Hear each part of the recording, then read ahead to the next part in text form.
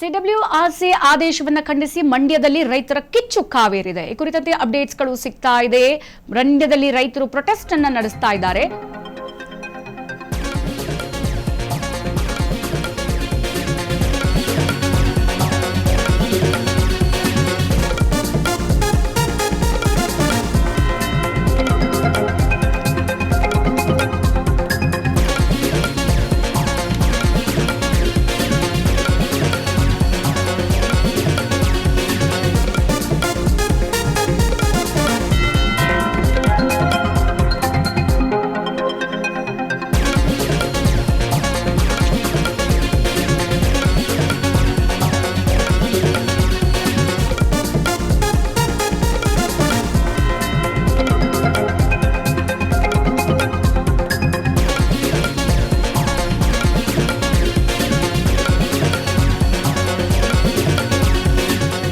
ಮಂಡ್ಯದಲ್ಲಿ ರೈತರ ಕಿಚ್ಚು ಕಾವೇರಿದೆ. ಸಿಡಬ್ಲ್ಯೂಆರ್ಸಿ ಆದೇಶವನ್ನು ಖಂಡಿಸಿ ಮಂಡ್ಯದಲ್ಲಿ ಪ್ರೊಟೆಸ್ಟ್ ಮೊನ್ನೆಗಿಂತಲೂ ಇವತ್ತು ಬಹಳ ಬಿಸಿ ಪಡೆದುಕೊಂಡಿದೆ. ಮಂಡ್ಯ ಡಿಸಿ ಕಚೇರಿಗೆ ಕನ್ನಡ ಪರ ಹೋರಾಟಗಾರರು ಮುತ್ತಿಗೆ ಹಾಕಿ ಪ್ರೊಟೆಸ್ಟ್ ಮಾಡ್ತಾ ಇದ್ದಾರೆ. ಡಿಸಿ ಕಚೇರಿ ಬಳಿ ಕುಳಿತು ವಿಜಯ ಸೇನೆ ಸಂಘಟನೆ ಹೋರಾಟವನ್ನ ಮಾಡ್ತಾ ಇದೆ. ವಿಜಯ ಸೇನೆ ರಾಜ್ಯಾಧ್ಯಕ್ಷ ದೀಪಕ್ ನೇತೃತ್ವದಲ್ಲಿ ಈ ಪ್ರತಿಭಟನೆ ನಡೀತಾ ಇರುವಂತದ್ದು. ಸಿಡಬ್ಲ್ಯೂಆರ್ಸಿ ಹಾಗೂ ರಾಜ್ಯ ಸರ್ಕಾರದ ವಿರುದ್ಧ ಘೋಷಣೆಯನ್ನ ಕೂಗಿ ಪ್ರತಿಭಟನಾಕಾರರು ಆಕ್ರೋಶ ವ್ಯಕ್ತಪಡಿಸ್ತಾ ಇದ್ದಾರೆ. ನಮ್ಮಲ್ಲೇ ಕುಡಿಯುವ ನೀರೆಲ್ಲ ಅವರ ಬೆಳೆಗೆ ನೀರು ಕೇಳ್ತಿದ್ದಾರೆ. ತಮಿಳುನಾಡಿನ ಸಿಎಂಗೆ ನಮ್ಮ ಸಿಎಂ ಮಣಿಬಾರ್ದು ಅಂತ ಪ್ರೊಟೆಸ್ಟ್ ನಲ್ಲಿ ಹೇಳಿಕೆಗಳನ್ನ ಕೊಡಲಾಗ್ತಾ ಇದೆ. ಯಾವುದೇ ಕಾರಣಕ್ಕೂ ಕೂಡ ತಮಿಳುನಾಡಿಗೆ ನೀರು ಬಿಡಲೇಬಾರದು.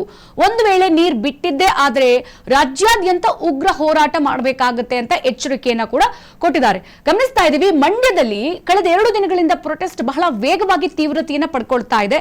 ಸೊ ಇಲ್ಲಿ ಸಿಡಬ್ಲ್ಯೂಆರ್ಸಿ ಹಾಗೂ ರಾಜ್ಯ ಸರ್ಕಾರದ ವಿರುದ್ಧ ಘೋಷಣೆಯನ್ನ ಕೂಗಿ ಡಿಸಿ ಕಚೇರಿ ಮುಂಭಾಗದಲ್ಲಿ ಕನ್ನಡ ಪರ ಸಂಘಟನೆಗಳು ಹೋರಾಟವನ್ನ ಮಾಡ್ತಾ ಇರುವಂತದ್ದು. ಅವರ ವಾದ ಇಷ್ಟೇ ನೋಡಿ, ತಮಿಳುನಾಡು ಸಿಎಂ ನೀರು ಕೇಳ್ತಾ ಇರೋದು ಅವರ ರೈತರ ಕೃಷಿಗೆ ಬೆಳೆಗಳನ್ನ ಬೆಳೆಯೋದಕ್ಕೆ ನೀರು ಸಿಗ್ಲಿ ಅಂತ.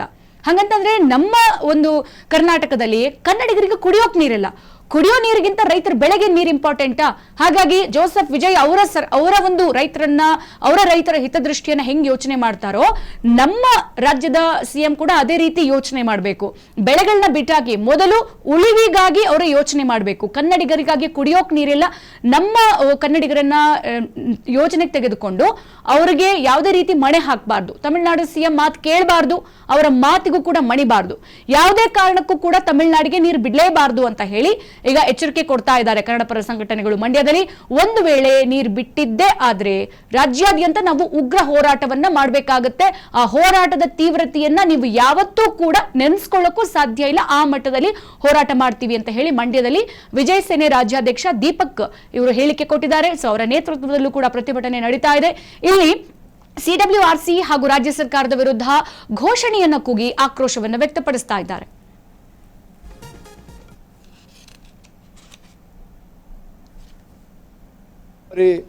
ಸಮಿತಿಯವರು ಏನು ದೆಹಲಿಯಲ್ಲಿ ಕೂತ್ಕೊಂಡು ಒಂದು ಆದೇಶ ಮಾಡ್ತಾರೆ, 15 ದಿನ 3500 ಕ್ಯೂಸೆಕ್ ನೀರನ್ನು ತಮಿಳುನಾಡಿಗೆ ಬಿಡಿ ಅಂತ. ಇದು ನಿಜಕ್ಕೂ ಆಘಾತಕಾರಿಯಾದಂಥ ವಿಚಾರ. ಇವತ್ತು ಕರ್ನಾಟಕದಲ್ಲಿ ಕಾವೇರಿ ಕೊಳ್ಳದ ಭಾಗದ ಜನರಿಗೆ ಮತ್ತು ರೈತರಿಗೆ ನೀರಿಲ್ಲ.